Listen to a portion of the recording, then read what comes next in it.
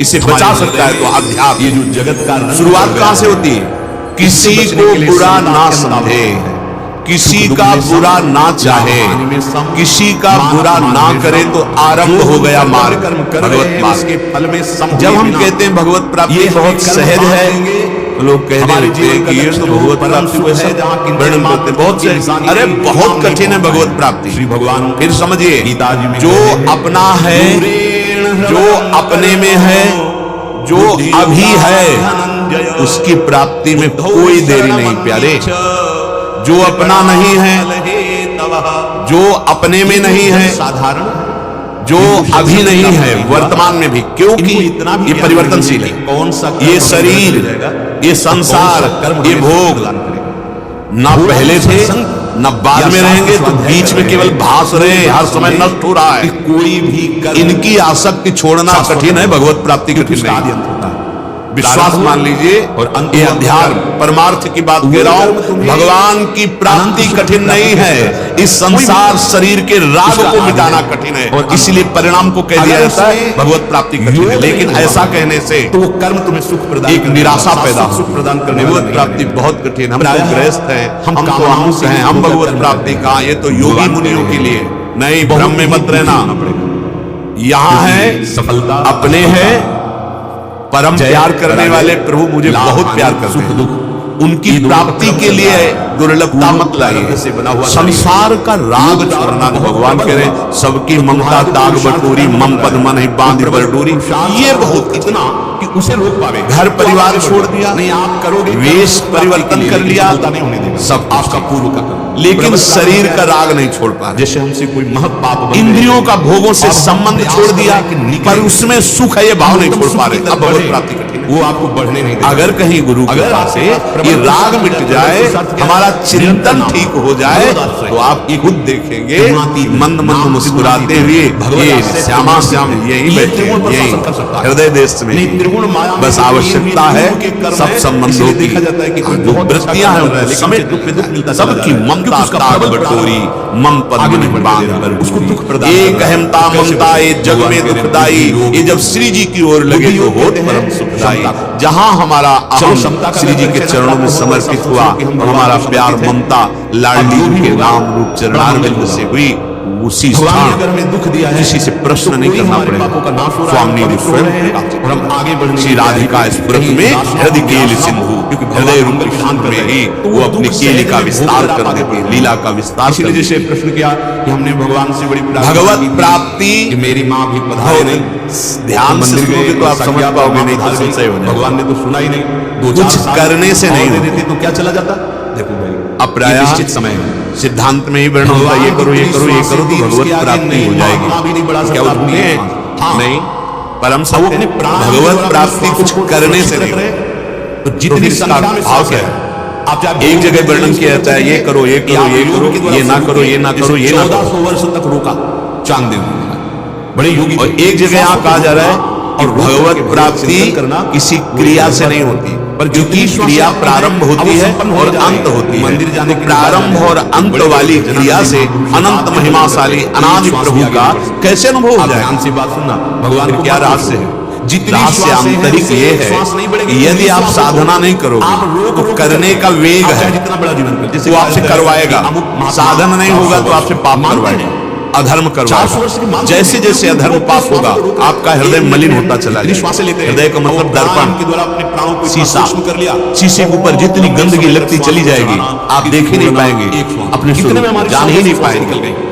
अगर शीशा साफ हो एक सेकंड में ऐसे देखते दिखाई देता है रूप कैसा, ऐसे हृदय रूपी दर्पण साफ होगा तो आपको दिखाई देगा प्रभु विराजमान, हृदय में प्रभु विराजमान।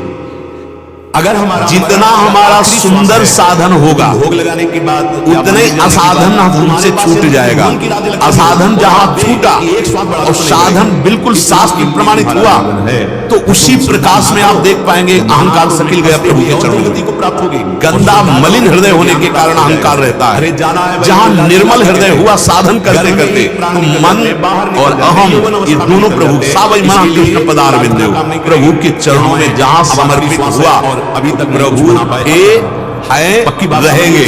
यही है अनुभव जीवन में। बड़ा संकटपूर्ण जीवन है। कोई साधना से प्रभु उपजित थोड़ी है, तो पहले ही विराजमान है। सबके हृदय अछत अविकारी निर्विकार सच्चिदानंद प्रभु सबके हृदय में बैठे हैं। पर सकल जीव जग दीन दुखारी, आनंद सिंधु यहाँ बैठे तो सब दुखी क्यों हैं फिर? एक भी क्योंकि उनसे विमुख है मानिए और नाना प्रकार के पापाचरण कर रहे हैं, इसलिए दुखी है। तो क्या करें? आप साधन करो जिससे पापाचरण न होने पाए। तो साधन करने से निर्मलता हुई, जैसे शांत और निर्मल जल के नीचे क्या है दिखाई देता है, ऐसे ही हृदय में ही हृदय विहारी प्रभु का साक्षात्कार हो जाता आपके है। अंदर तो साधना से प्रभु कोई प्रकट थोड़ी हुए, वो तो पहले ही थे, अब भी हैं, आगे रहेंगे। साधन से मलिनता नष्ट के लिए प्रभु तो है, उनका अनुभव कहने की जो फल का हेतु बनाने वाले ये दीन हो जाते हैं। देहाभिमान को पुष्ट करने वाला होगा वाली कि मैं अमुक साधना करके भगवत प्राप्ति करूं। ये काम बन जाए नहीं, साधना होती है साधन को मिटाने के लिए, पापाचरण को नष्ट करने के लिए।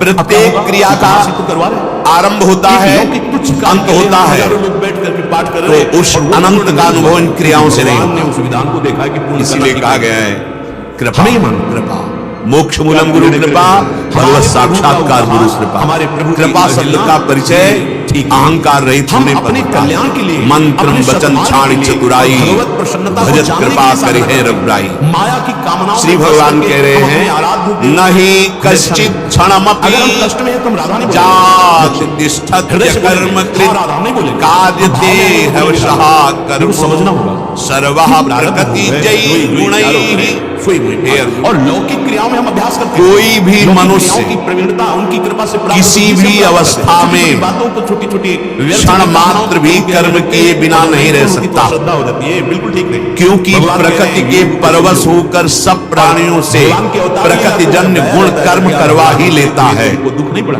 बहुत समस्या ध्यान नहीं देने है के विषय। तो आपका मृत्यु लोक में चाहे कर्मयोगी हो, ज्ञान योगी हो या भक्ति योगी हो या कोई भी साधना मार्ग दुख होता है हृदय में, कर्म किए बिना नहीं रह सकता। केवल करो आप नहीं कश्चित क्षण, एक क्षण भी तुम कर्म किए बिना नहीं रह सकते। बड़ा भगवान सुंदर यहाँ संकेत कर रहे हैं। कश्चित क्षणम जान, 3 शब्दों का प्रयोग किया। चल जाए कश्चित बोल जग जाए। भगवान कहते हैं कि कोई भी हो स्थिति हो आपकी तो कर्म किए बिना रह ही नहीं सकता, चाहे वो ज्ञानी हो या अज्ञानी हो, चाहे वो जिस मार्ग का पथिक हो, भगवान के आश्रित हैं। कर्म किए बिना एक क्षण नहीं रह सकता। करेंगे तो हमारे ज्ञानी का अपने कहलाने वाले शरीर के साथ कोई संबंध नहीं रहता, फिर भी उसके कहलाने वाले शरीरों से, शरीर और शरीरों, स्थूल शरीर, सूक्ष्म शरीर, कारण शरीर, तो इन तीनों से प्राकृतिक क्रियाएं होती ही महापुरुष ने कोई कामना की है तो वो संबंध नहीं रखता, निष्क्रिय स्वरूप का बोध हो गया है।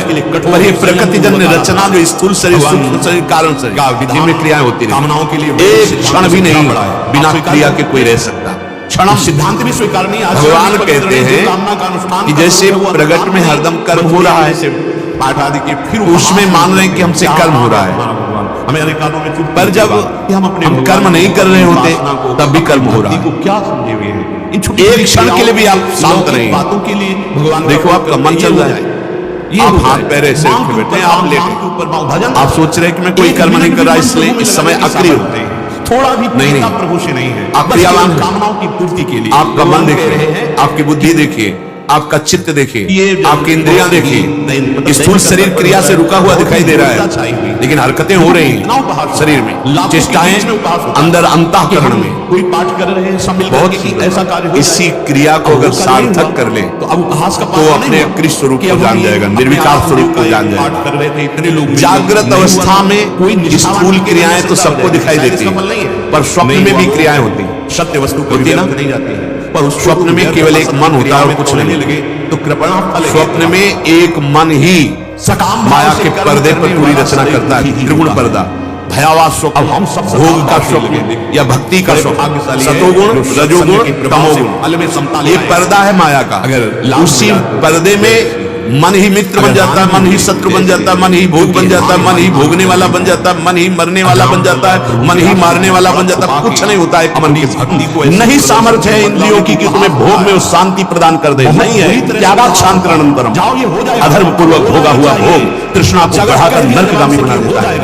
शांत होना चाहिए अब इतनी अविनाशी शरीर है, कर लो मनमानी। अभी गांठ दर्द, कमर दर्द, आंखों से दिखना कम, चक्कर आना, न जाने कितनी कमियां पैदा हो जाएंगी। और इसकी लायक नहीं है, संसार की सेवा लायक नहीं है। करो भोगाभ्यास, एक है करो मनमानी आचरण, तो फिर देखिए अभ्यास के द्वारा तुम्हारा स्वभाव क्या होता है, तुम्हारा प्रभाव क्या होता है उस कर्म का। हवन कर रहे हैं, उसके अभ्यास की जरूरत, सावधानी की बात, इस समय हवन की जरूरत। ये तो भोगाभ्यास मन हवन की जरूरत। विवर्धन्ते रागाः कौशलम चेन्द्रियाणाम।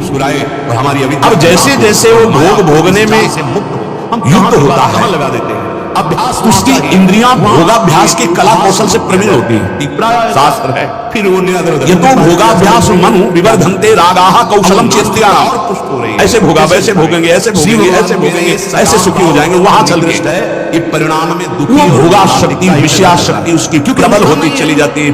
करदम जी अशांति, भोग की चाह प्रबल होती चली जाती चाहिए। और कौन पत्नी बनेगा हमें पता नहीं। चला था हम किसी के पास भोग लेंगे तो शांति मिल जाएगी, एकांत हो गया उल्टा। 10,000 वर्ष तक तस्माद अनुपाया सुख से भोगाभ्यास। आदि सम्राट महाराज सुख की खोज चलने देहूति को लेकर वृत्ति आई थी कि चलो भोग भोगेंगे, सुखी हो जाएंगे। कहा अगर हमें चाहिए भी तो फिर इस कृष्णम कर्तुम शक्यम, तृष्णा बढ़ गई, इसकी सामर्थ्य है भोग शांति प्रदान कर सके। अरे तो 10 दिन जातु कामः कामानाम उपभोगेन शाम्यति हविषा कृष्ण वर्तमेव भूय एवाभि वर्धते। कभी ऐसा नहीं जो भोगों की लालसा करके भोगों के भोगने में लगा हुआ और सोचता है कि शांति मिल जाएगी, तो ऐसे जैसे अग्नि को सुहाती हुई घी की आहुति दो, कभी वो अग्नि बुझेगी तो बढ़ती चली जाएगी। हविषा कृष्ण वर्त में वो भूये एवाभिवर्धते, वो कामाग्नि प्रचंड ज्वाला रूप रख लेगी और भयंकर पाप कराएगी जो तुम सोच भी नहीं सकते। वो तुमसे सोचवाएगी और वो करवाएगी। ये पाप प्रवृत्ति काम के लिए थोड़ा सा हमारे हुआ क्या, अगर तो बोले साखलवयम वृश्चिक विष भीतम इवासी विशेष दत्तो यहाँ सुखार्थी विषयानुवासितो महत दुख की निमग्न नहीं। बीछी के डंक के जहर से बचने के लिए विषधर कोबरा के मुख में हाथ डाल दो, हंसते हुए सहेंगे और अंदर अंदर उल्टा हो गया। हृदय में पहले जलन हुई थी भोग वासना की, तो उसको तो सह नहीं पाया। ये था बीछी के डंक का, इससे लड़ने के साथ भोग भोगने में उतर गया तो बोले कोबरा के मुख में हाथ डाल दिया, भारी विषधर गया तो जहर चढ़ गया। जितने पता नहीं कितने जन्मों में उतरेगा भोग वासना का। इसलिए महति दुख पंके निमग्ने सब सकामता विषयानुवासितो महति दुख पंके, महत दुख में फंस गया। पंक माने कीचड़, महत दुख में फंस गया। वो निकलना बड़ा, ये दलदल है भोग वासना का, इससे निकलना बड़ा कठिन है। भगवान की कृपा से निकल चुके हो तो पीछे कदम मत बढ़ाना।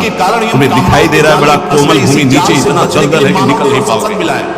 ये भक्ति श्री भगवान योग के मार्ग में बचने के लिए वो हम प्रयोग करना चाहिए। कामना बचने के लिए की पूर्ति से आपको फंसने लोग यदि आप वाणी से भी बोल चुके हैं कि मैं आपका आश्रय, जिन प्रति लाभ लोभ अधिकारी आज ये भोग भोग लिया, बड़े खुशी हो गए, ये भोग भोगेंगे, ये भोग भोगेंगे। ये पता नहीं कि ये कर्म इतने बलवान होते जा रहे हैं। ये हमारे कर्म है, ये हमें विध्वंस कर देंगे, भोगने लायक नहीं रखेंगे।